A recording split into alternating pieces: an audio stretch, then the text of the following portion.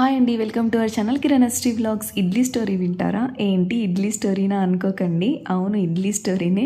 నేను చేసే ఇడ్లీకి ఒక స్టోరీయే ఉంది. నాకు ఎందుకో మీతో షేర్ చేసుకోవాలనిపించింది. పెళ్ళైన కొత్తలో మేము చిక్మంగళూరులో ఉండేవాళ్ళం. అప్పుడు నాకు ఒకరోజు ఇడ్లీ తినాలనిపించింది. ఏముంది, మనమే చేసుకుందాం, ఈజీగానే ఉంటుంది కదా అని చెప్పి ట్రై చేశాను. ఫస్ట్ టైం అమ్మ వాళ్ళని కనుక్కొని మెజర్మెంట్స్ అన్నీ నార్మల్గానే వేశానండి.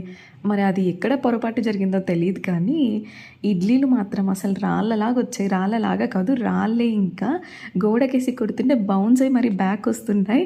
కిరణ్ అయితే వీడియో కూడా తీసుకున్నాడు. బట్ మేము ఫోన్స్ చేంజ్ చేసేటప్పుడు అది ఎక్కడో వెళ్ళిపోయింది, లేకుంటే కన్ఫామ్గా పెట్టేదాన్ని నేను. అలా 2-3 టైమ్స్ ట్రై చేశాను, సేమ్ అలానే వచ్చాయి. అప్పుడు రవ్వతో ట్రై చేశాను.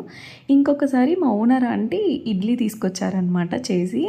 అదేంటంటే రైస్ ఇడ్లీ, మన రవ్వ ఇడ్లీ కాదు. టేస్ట్ మాత్రం చాలా చాలా బాగున్నాయి. అట్లీస్ట్ ఇదైనా ట్రై చేద్దాము, వస్తే ఇవైనా చేసుకుందాం అని చెప్పి ట్రై చేశా. సేమ్ అవి కూడా అంతే. అసలు నేను ఎక్కడ ఫాల్ట్ చేస్తున్నానో నాకు అస్సలు అర్థం కాలేదు.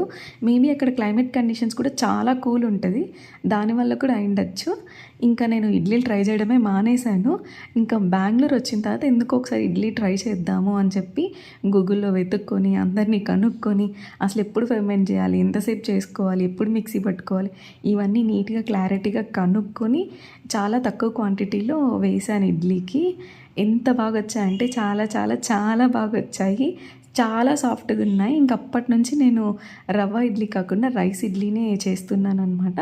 హెల్త్కి కూడా చాలా మంచిది. ఈ పిండి మనం చేసి పెట్టుకుంటే ఫస్ట్ రోజు ఇడ్లీలు వేసుకొని నెక్స్ట్ ఒక 2 డేస్ దోశలు కూడా వేసుకోవచ్చు ఈ బ్యాటర్తో.